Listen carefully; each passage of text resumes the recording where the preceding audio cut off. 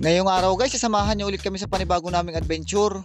At meron kaming nahuli ni Kataba na isang malaking alimango mga kailog. Samahan niyo kami, mangangawil din kami ng isdang kalibugan.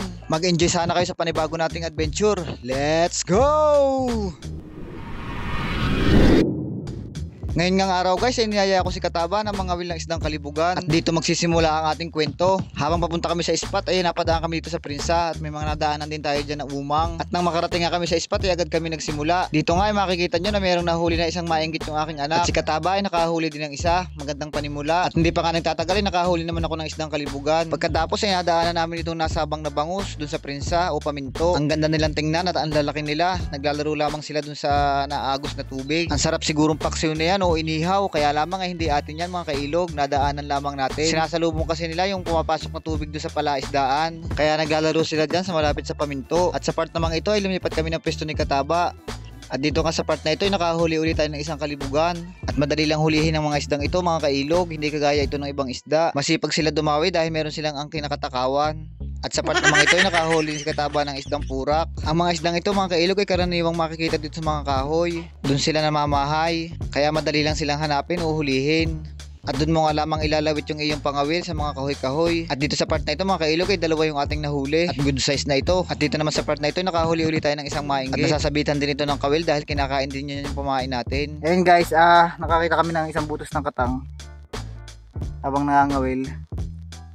Kukuhanin namin yung talaba, yung natitirang konting talaba at pupuntripin namin mamaya. Tapos minadaanan kami ditong katang. Sana wala rin na tayo dito. Ito, pakalaki. Ano? Ano boy, huwag kaya natin.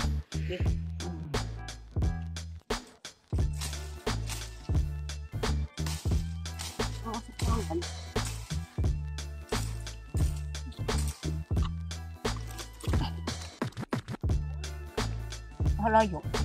Okay. Ay, siya pagkukuha natin. Lakayan mo ng buang buang. Dini nila guys.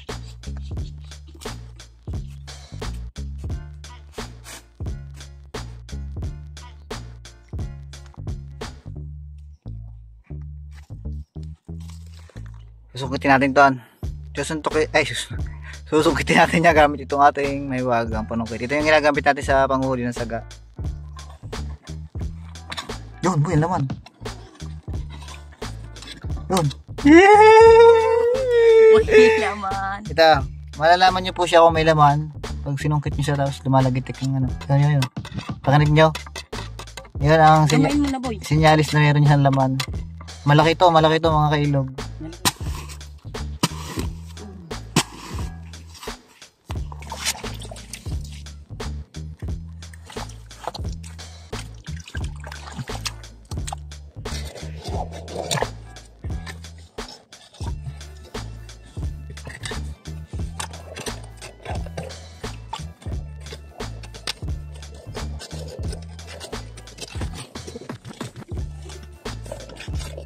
Go guys. Yun.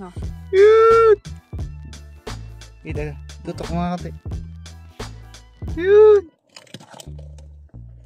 Okay. Yun. Balik saya. Ayan mga kailog. Woo. Ayos. Ang puntit namin Kataba mamaya. Walang pa. Hanggang dito na lang muna ulit ang ating video mga kailog. Have a nice day. God bless you all.